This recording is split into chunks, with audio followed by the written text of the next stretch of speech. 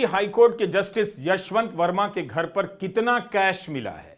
एक जज के घर पर कैश मिलने की खबर इतने दबे पांव आती है, वह भी तब जब इसके कारण दिल्ली हाईकोर्ट से उनका तबादला इलाहाबाद हाईकोर्ट कर देने की खबर आती है और खबर छपने के बाद तबादले की खबर भी बदल जाती है। 21 मार्च की दोपहर बार एंड बेंच ने रिपोर्ट किया है कि तबादले का आदेश अभी तक जारी नहीं किया गया है। 14 मार्च को दिल्ली हाईकोर्ट के जज के सरकार आज देश के अंदर लोगों की एक बहुत बड़ी उम्मीद टूट गई। दोस्तों, लोगों का दिल पूरी तरह से टूट चुका है। रवीश कुमार सर हमारे साथ मौजूद है। उनकी रिपोर्ट में आप लोगों को दिखाऊंगा कि देश के अंदर कितना बड़ा कांड हो गया, लेकिन गोदी मीडिया मुंह में दही जमा कर बैठा है और इस रिपोर्ट को आप लोगों से छुपाया जा रहा है, आप लोगों को दिखाया नहीं जा रहा, पूरा स्पष्ट नहीं किया जा रहा। यानी कि पूरे दुनिया या पूरा देश जिस तरह से कोर्ट की तरफ रुख करता है इंसाफ के लिए, अगर वहीं पर इस तरह के कांड होने लग जाएं भाजपा के शासन में, तो फिर अपने आप पे काफी सवाल खड़े होते हैं। आप इस रिपोर्ट को देखिए। नमस्कार, मैं रवीश कुमार। दिल्ली हाईकोर्ट के जस्टिस यशवंत वर्मा के घर पर कितना कैश मिला है। एक जज के घर पर कैश मिलने की खबर इतने दबे पांव आती है, वह भी तब जब इसके कारण दिल्ली हाईकोर्ट से उनका तबादला इलाहाबाद हाईकोर्ट कर देने की खबर आती है और खबर छपने के बाद तबादले की खबर भी बदल जाती है। 21 मार्च की दोपहर बार एंड बेंच ने रिपोर्ट किया है कि तबादले का आदेश अभी तक जारी नहीं किया गया है। 14 मार्च को दिल्ली हाईकोर्ट के जज के सरकारी घर में आग लगती है, भारी मात्रा में कैश बरामद होता है और खबर छपती है 21 मार्च की सुबह। यह पूरा मामला संदेहों से भरा लगता है। खबरों में लिखा है कि उनके घर पर आग लगने की घटना हुई और उस समय जस्टिस यशवंत वर्मा घर पर नहीं थे। दमकल कर्मियों को उनके आधिकारिक बंगले के एक कमरे में भारी मात्रा में कैश मिला। यह भारी मात्रा क्या है? कैश की भारी मात्रा कब से नोट गिनने की इकाई हो गई। भारी मात्रा में कैश किलो में तौला जाता है या करोड़ों अरबों में गिना जाता है। और भी सवाल हैं, जैसे भारी मात्रा से क्या वो कमरा पूरा भरा हुआ था, क्या कोई अलमारी थी जो भरी हुई थी, क्या कई अलमारियां थी जिसमें भारी मात्रा में कैश ठूंसा गया था।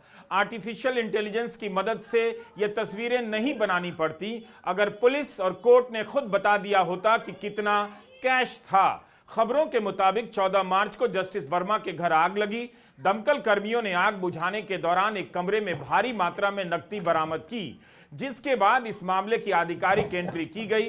स्थानीय पुलिस ने वरिष्ठ अधिकारियों को बताया और जिसके बाद यह खबर सरकार के उच्च अधिकारियों तक पहुंचाई गई। फिर उसके बाद चीफ जस्टिस ऑफ इंडिया को जानकारी दी गई।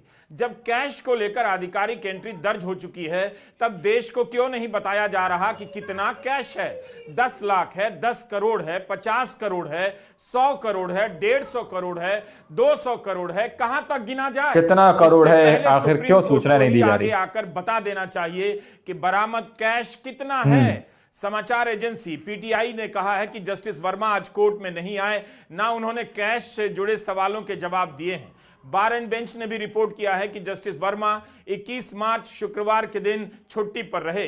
खबर यह भी आ रही है कि जांच शुरू हो गई है। यह सब सूत्रों के हवाले से मीडिया में तैर रही है खबरें। क्या कोलेजियम की तरफ से आधिकारिक बयान नहीं आना चाहिए था? जस्टिस वर्मा की तरफ से आधिकारिक बयान नहीं आना चाहिए था? अगर जस्टिस यशवंत वर्मा के घर से बरामद कैश को लेकर इतना संदेह रहेगा, तो फिर जनता किस अदालत से न्याय की उम्मीद करेगी?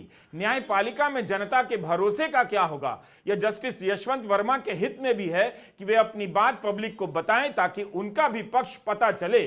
कानून की किस किताब में लिखा है, सुप्रीम कोर्ट की किस गाइडलाइन में लिखा है कि जब जज के घर से भारी मात्रा में कैश मिले तो बताना नहीं है कि कितना कैश है। अगर यह कैश संदिग्ध तरीके से अर्जित है तो पुलिस ने या सुप्रीम कोर्ट ने तुरंत एफआईआर दर्ज करने के आदेश क्यों नहीं दिए? Chief justice Sanjiv Khanna, justice BR Gavai, justice Suryakant, justice एएसओ का और justice Vikram Nath supreme court के कोलेजियम के सदस्य हैं।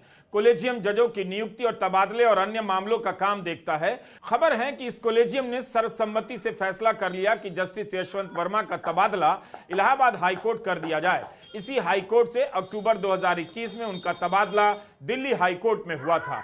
क्या कॉलेजियम ने भ्रष्टाचार का मामला पाया है? आखिर किस आधार पर तबादला हुआ? जस्टिस वर्मा के जवाब से अगर कॉलेजियम संतुष्ट नहीं था तो फिर उनके खिलाफ जांच बिठाने के आदेश क्यों नहीं दिए गए और इसकी सार्वजनिक जानकारी कॉलेजियम की तरफ से क्यों नहीं दी गई? अभी हाल ही में छत्तीसगढ़ के पूर्व मुख्यमंत्री भूपेश बघेल के घर ईडी का छापा पड़ा। बाकायदा मीडिया के सामने इसका प्रदर्शन किया गया कि नोट गिनने की मशीन भूपेश बघेल के घर ले जाई जा रही है और अब वहां कैश की गिनती होगी। खबरें चलने लगी कि इतना करोड़ मिल गया, उतना करोड़ मिल गया। छापे के बाद भूपेश बघेल बाहर आते हैं और बताते हैं कि उनके घर से 33 लाख कैश मिला है जिसका हिसाब दे दिया जाएगा। पूछताछ में केवल घर में कितनी संपत्ति है उसकी जांच की, किसके पास कितना सोना है, किसके पास कितने चांदी है, किसके पास कितना रुपया है, इसके अलावा और कुछ नहीं। यह उदाहरण क्यों दिया? एक नेता को सामने आकर बताना पड़ता है कि कितना कैश था, तो क्या एक जज को नहीं बताना चाहिए कि कितना कैश था? तृणमूल कांग्रेस के सांसद साकेत गोखले ने कहा है कि सरकार और संसद की तरह न्यायपालिका की बाहर से स्क्रूटनी होनी चाहिए, जबकि जीरो है। जिस तरह से बाहर से सरकार की स्क्रूटनी होती है, न्यायपालिका की क्यों नहीं हो रही? क्या इस मामले में सुप्रीम कोर्ट को और पारदर्शिता नहीं बरतनी चाहिए? क्या जस्टिस यशवंत वर्मा के लिए यह अच्छा नहीं कि चारों तरफ खबरें छपने के बाद या तो वे इस्तीफा दे दें या फिर जनता को बता दें कि कैश कितना था और कौन लेकर आया था? सुप्रीम कोर्ट का कॉलेजियम उनकी बातों से संतुष्ट हुआ या नहीं? तबादला अगर इस आधार पर किया जा रहा है कि संदेह गहरा था, तब तो यह भी बताना चाहिए कि कैश कितना था ये मेन मुद्दा और अहम कहां जरूरी से है। आया, किसने जज साहब को इतना पैसा दिया, किसी एक ने दिया या एक से ज्यादा लोगों ने दिया? जो भी कैश है उसे लेकर कौन लाया? एटीएम से तो आप इतना पैसा नहीं निकाल सकते, तो कैसे आया होगा? वो लोग कौन हैं? क्या इसका संबंध किसी भ्रष्टाचार से है? क्या इसका संबंध पहले लिए गए या बाद में लिए जाने वाले किसी फैसले से है? क्या है इसकी कोई जानकारी नहीं, मगर यह खबर आग की तरफ फैल गई है कि भारी मात्रा में कैश मिला है। टाइम्स ऑफ इंडिया के धनंजय महापात्रा ने अपनी रिपोर्ट में लिखा है कि कुछ जज कॉलेजियम के इस फैसले से खुश नहीं हैं। खुश इसलिए नहीं है कि जांच नहीं बिठाई गई, जस्टिस वर्मा से इस्तीफा नहीं लिया गया, इसलिए कुछ जज चिंतित हैं कि इस घटना से जनता का न्यायपालिका में विश्वास कम हो सकता है। सब कुछ अंधेरे में क्यों है? सब कुछ बचा कर क्यों लिखा जा रहा है? लेकिन गनीमत है कि यह खबर कई जगहों पर अब छप गई है। अगर किसी जज के पास भारी मात्रा में कैश मिला है, दिल्ली में मिला है, तो ईडी की टीम अभी तक क्यों नहीं गई? क्या ईडी के अफसरों ने यह खबर नहीं पढ़ी होगी? दिल्ली हाईकोर्ट के चीफ जस्टिस देवेंद्र उपाध्याय की कोर्ट में वरिष्ठ वकील अरुण भारद्वाज ने गुहार लगाई कि इस घटना ने हम में से कईयों को दुख पहुंचाया है। आप प्रशासनिक तरीके से कोई कदम उठाइए ताकि भविष्य में ऐसी घटना ना हो। मैं अपनी ही नहीं, साथी वकीलों की भी भावनाओं को आपके सामने रख रहा हूं। बार एंड बेंच ने लिखा है कि अरुण भारद्वाज के इस बयान पर चीफ जस्टिस ने कहा कि वे चिंताओं से अवगत हैं, इसलिए यह जरूरी है कि कैश मिलने को लेकर संदेह दूर करना चाहिए।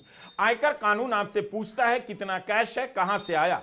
भारत में घर पर नकद रखने को लेकर कुछ जरूरी नियम और प्रावधान बनाए गए हैं। आयकर अधिनियम 1961 के अनुसार अगर आपके पास 2 लाख से अधिक नकद जमा है और उसका स्रोत वैध नहीं है तो आयकर विभाग उसे अवैध मान सकता है। बेनामी लेन देन अधिनियम 1988 के अनुसार अगर किसी के पास आय से अधिक संपत्ति या नकदी पाई जाती है और वह घोषित नहीं है तो कार्रवाई हो सकती है। प्रिवेंशन ऑफ करप्शन एक्ट 1988 के अनुसार सरकारी अधिकारियों, जिनमें जज भी शामिल हैं, के लिए अचानक संपत्ति में असामान्य वृद्धि जांच का विषय हो सकती है। आयकर विभाग और ईडी की कार्रवाई अगर 10 लाख से अधिक नकदी पाई जाती है और उसका कोई वैध स्रोत नहीं तो आयकर विभाग या प्रवर्तन निदेशालय ईडी जांच कर सकती है। मतलब तो यही हुआ कि यदि नकद राशि बहुत अधिक है और उसका स्रोत स्पष्ट नहीं है तो जांच और कानूनी कार्रवाई की जा सकती है। दोनों चीजों का प्रावधान है इसके अंदर। मिला है दिल्ली हाईकोर्ट के जज के घर पर। पहले तो यही तथ्य सबके बीच होना चाहिए, कैश कितना था, कौन लेकर आया। लेकर आने वाले का नाम सामने आते ही काफी तस्वीर और बड़ी हो जाएगी। तबादले और इसकी खबर ने संदेह को और गहरा किया है। 1999 में सुप्रीम कोर्ट ने संवैधानिक न्यायालय के जजों के खिलाफ भ्रष्टाचार और न्यायिक अनियमितता के आरोपों से निपटने के लिए दिशा निर्देश निर्धारित किए थे। इसके अनुसार शिकायत मिलने पर चीफ जस्टिस ऑफ इंडिया सबसे पहले संबंधित जज से जवाब मांगते हैं। अगर जवाब से असंतुष्ट हैं या उन्हें लगता है कि मामले में जांच की जरूरत है तो एक आंतरिक समिति बना सकते हैं। इस समिति में एक सुप्रीम कोर्ट के न्यायाधीश और 2 अलग अलग उच्च न्यायालय के मुख्य न्यायाधीश शामिल होंगे। खबर छपने के बाद कई तरह की खबरें क्यों आ रही हैं कि जांच हुई है, तबादले का आदेश जारी नहीं हुआ है, वगैरह वगैरह। 17 मार्च की यह खबर देखिए, बॉम्बे हाई कोर्ट ने सतारा जिले के जज को अग्रिम जमानत देने से इनकार कर दिया। उन पर जमानत के एक मामले में कथित रूप से 5 लाख रिश्वत मांगने का आरोप था। सतारा के जिला व सत्र न्यायाधीश धनंजय लक्ष्मण निकम के खिलाफ एंटी करप्शन ब्यूरो ने एक मामला दर्ज किया है। जब जज निकम अंतरिम जमानत के लिए याचिका लेकर बॉम्बे हाई कोर्ट पहुंचे तब जस्टिस नितिन आर बोरकर ने कोर्ट में सुनवाई नहीं की बल्कि अपने कमरे में की। जज निकम ने रिश्वत मांगने के आरोपों को झूठा बताया। अब देखिए, जिला व सत्र न्यायाधीश निकम कह रहे हैं कि उन पर झूठे आरोप लगे हैं, लेकिन बॉम्बे हाई कोर्ट ने उन्हें अग्रिम जमानत नहीं दी। इसी आधार पर हाई कोर्ट के जस्टिस वर्मा के मामले में क्या किया जाना चाहिए? Do you get my point? Does anyone get my point these days? कितने सारे सवाल हैं, सारे सवाल घूमकर वही पहुंच रहे हैं कि भारी मात्रा में कैश कितना था? किसका था? 2012 में कर्नाटका बीजेपी के नेता ईश्वरप्पा के घर छापा पड़ा तो नोट गिनने की मशीन मिल गई। ईश्वरप्पा ने कहा वह एक कारोबारी हैं और इसमें कोई बड़ी बात नहीं कि मशीन उनके पास है। जांच के बाद मशीन लौटा दी गई। आपको इस तरह की कई खबरें मिल जाएंगी कि छापा मारने गई टीम को नोटों की गड्डी के साथ साथ नोट गिनने की मशीन भी मिल गई है। किसी ने कहा था कि अब लोग इस बात से सतर्क हो गए हैं, छापे में नोट गिनने की मशीन मिलती है तो बहुत बड़ी खबर मिल जाती है कि इतना सारा नोट जमा कर रखा हुआ था कि गिनने के लिए मशीन लाई गई थी। तो अब इसका उपाय खोज लिया गया है। नोट गिनकर नहीं लिए जाते, तौल कर लिए जाने लगे हैं। पुराने 500 के नोट 1 करोड़ होने पर 33 किलो से कुछ ज्यादा भारी होते थे। नोटबंदी के बाद जो नया 500 का नोट आया वह वजन में हल्का बताया जाता है। 500 का नोट अगर 23 किलो के आसपास का है तो 1 करोड़ हो जाता है। 500 के एक नोट का वजन 1.1। दोस्तों, आप लोगों ने इस वीडियो को शुरू से आखिर तक देखा। वीडियो के अंदर साफ तौर पर बात की गई है कि किस तरह से एक जज के घर में से कैश का भंडार मिलता है। इतना रुपया मिलता है जिसको गिना नहीं जा सकता। यह कहा जा सकता है कि भारी मात्रा में पैसा मिला है और अफसर तो ये कह रहे हैं कि हमने अपनी जिंदगी में इतना पैसा नहीं देखा। अब वो पैसा कितना है या फिर किसका है या फिर किस लिए जज साहब को दिया गया, इस पर सवाल उठाए जा रहे हैं। सवाल जो जनता के माइंड में उठ रहे हैं, क्या ये पैसा किसी बड़े फैसले को बदलने के लिए दिया गया था या फिर ये पैसा कोई बड़ा फैसला आने वाला है उसके लिए दिया गया है कि उस फैसले को किसी के तहत कर दिया जाए, या पैसा किसी का रखा गया है या फिर ये वो काला धन है जो छुपा कर रखा जा रहा है, चुनाव के अंदर इस्तेमाल करना था लेकिन आग लगने की वजह से ये सारा कच्चा चिट्टा सामने निकल कर आ जाता है। लेकिन अचंभे की बात दोस्तों, ईडी, सीबीआई, आईटी सेल, किसी ने अभी तक जाकर किसी भी तरह की जांच पड़ताल नहीं की। खबर ये सामने निकल के आ रही है कि अभी जो है जज साहब का तबादला कर दिया गया है, ट्रांसफर कर दिया गया है, किसी भी तरह की जांच नहीं की गई है। बल्कि इसके उलट में जो है बहुत सारे जज इस फैसले से नाराज हैं। वो कह रहे हैं कम से कम इस पे स्पष्टीकरण तो होना चाहिए कि वो पैसा कहां से आया या फिर किसका है, किस लिए रखा गया और किस लिए दिया गया।